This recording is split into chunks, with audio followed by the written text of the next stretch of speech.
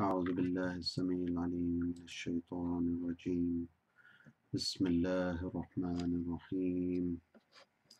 أعوذ بالله السميع العليم من الشيطان الرجيم. بسم الله الرحمن الرحيم. بسم الله الرحمن الرحيم. The topic of discussion today is the how a murid or a student should behave in his mentor's company. So when you're in a mentor's company, when you're in a teacher's company, how should we behave and how should we react? And there are 10 kind of manners which have been described by Imam al-Ghazali rahimahullah, and are the 10 duties uh, of a pupil to his teacher. So the first duty is to purify your own soul. So unless you purify your own soul first, if you're going to a person who happens to be a teacher, you won't go get the desired benefit. So at least purify it to some extent. And that's why, like, if you're going to pray salat, then you make a wuzu. And why do you make a wudu? So that you cleanse yourself. So in order to cleanse yourself, when you're going to your mentor or your teacher or a big sheikh or an alim or a scholar, religious scholar, one of the adab is that you purify your soul. And how you can do, at least the least thing is that make wudu, and then after that try to stop your thoughts for that time. So only have good thoughts, positive thoughts, no negativity, and then you will get the maximum benefit from your murshid, from your teacher. And that that the first duty is to cleansify, and so cleanse yourself. And what Imam Sahib says, that it's in the Quran that Ya ayyuhalladhina amanu innamal mushrikuna najas, means that if someone is doing shirk, he's najas. And najas means that there is the filth of the shirk in his heart. So let's see if there is any filth of the shirk in our hearts. Are we worshipping our own desires, or are we worshipping the things of this dunya by giving them preference over the akhirah? So look at it, ponder over it, and then what we should do is we should clean our hearts from all these filthy things. And it is like another example Imam Sahib says is that if there is a dog in some house, and the dog, like inside the built area of the house, the angels won't come to that house. And then Imam Sahib says that we have many kind of dogs which are in ourselves, which are living in our heart. So how can angels come to our heart? How can the Rabb, the Lord, Allah subhanahu wa ta'ala, how can he come to our heart then, if there are like impurities in our heart? And those impurities, Imam Sahib says that these are, for example, greed, For example, having grudges against someone, for example, getting angry, pride, and self praise. So all these things we should kick out of our hearts. And then Allah subhanahu wa ta'ala can interact with us. Allah can make us his close friend. Otherwise, Allah will not make us his close friend.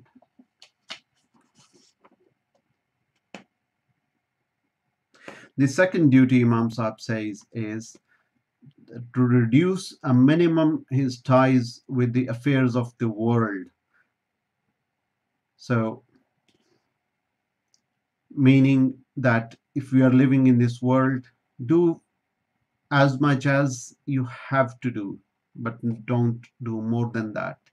So if you have a mentor, if you have a teacher, if you have an ustaz or a person whom you call murshid, in that case, you have to you have to minimize your engagements for the things of dunya, and focus should be towards the akhirah.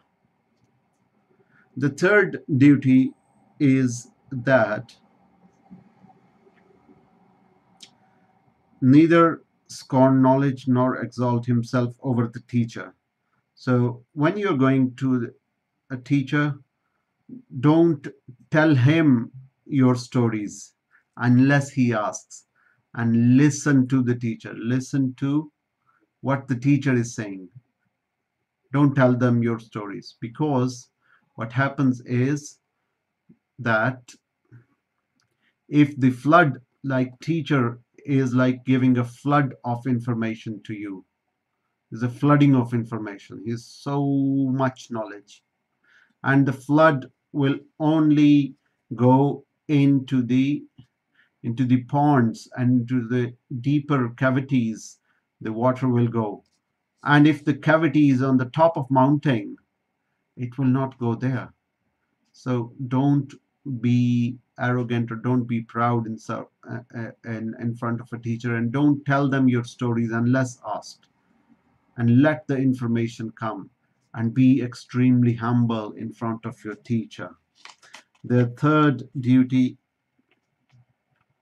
so that was the third duty, and the it says in Quran, inna fi dhalika ladhikra liman kana lahu qalbun aw alqa as-sam'a wa huwa shaheed.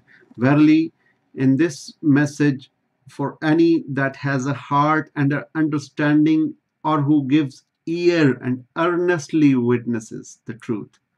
So if you have an ear, if you are an active listener, then you will get something out of your teacher, otherwise not.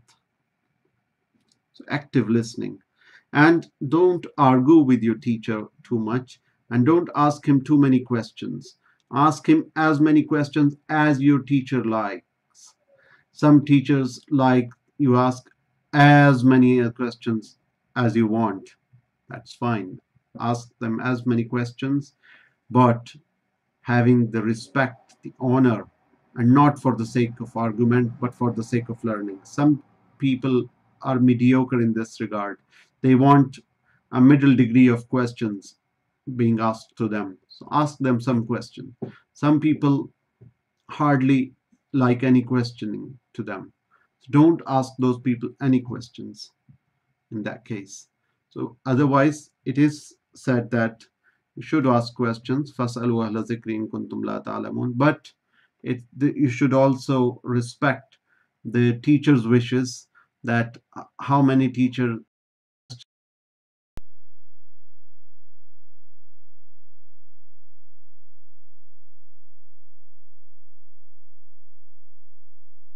and have patience whatever teacher is teaching. So don't question if something is beyond your understanding, and obey your teacher whatever is in accordance to the Sharia, the Quran and Sunnah. Obey that. And then Hazrat Khizr alayhi salam and Hazrat Musa alayhi salam, in his qissa there is a lesson قال إنك لن تستطيع معي صبرا كيف تصبر على ما لم تحط به خبرا.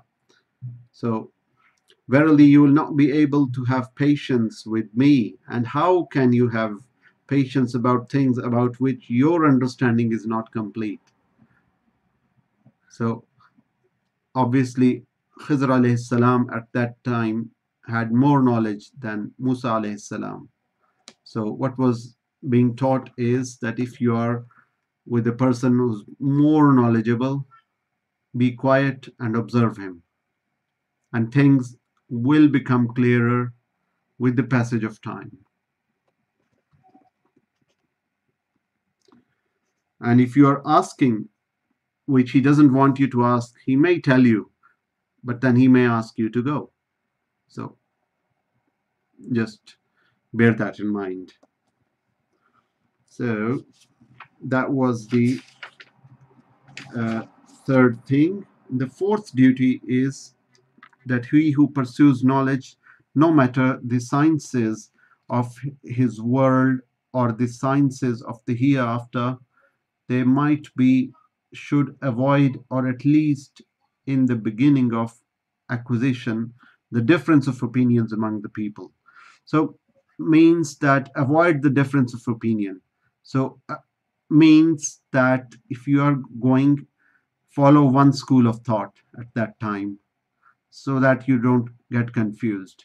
And if you want to follow one school of thought in terms of ihsan, in terms of tazkiyah, it will be important that you follow one person. So you don't follow two persons as your murshid at the same time.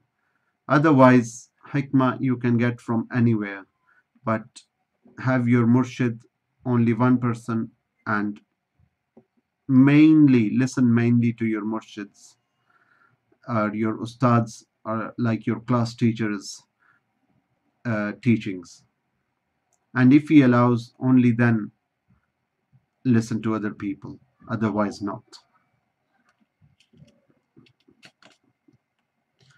so that you don't get confused and you don't get conflicting things, because there will be ikhtilaf and both may be right, but you will get confused. Such and such wali said this, and this wali said something else. This teacher said this teacher said something else.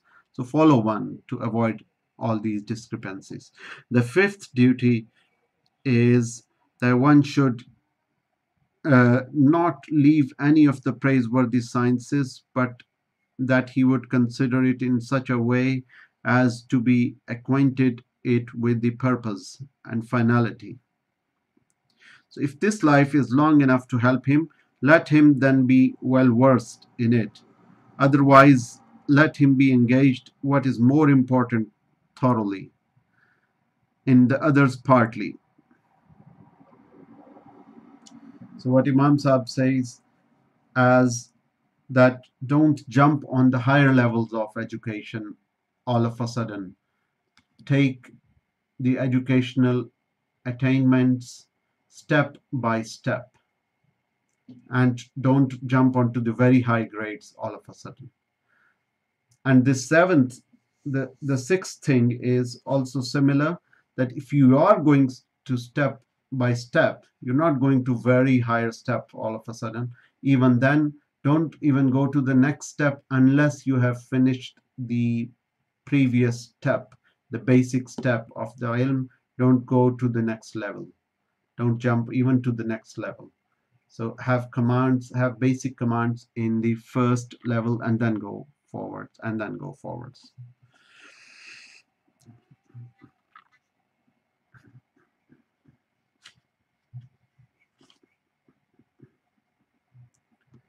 And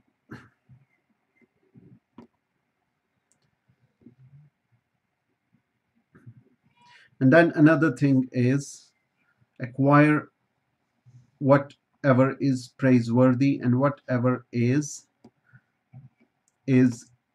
helpful in the akhirah. Then the eighth duty, Imam Sahib says, is that he should know the reason for which the best and most honorable of all sciences is attained. So the niyyah, the intention, like the seventh thing is that you should attain something which is beneficial in akhirah, not only for dunya, but for akhirah. And the eighth thing is that if you are getting that thing for akhirah, even then have your niyyah that you want the things in akhirah. You don't want any reward in this dunya.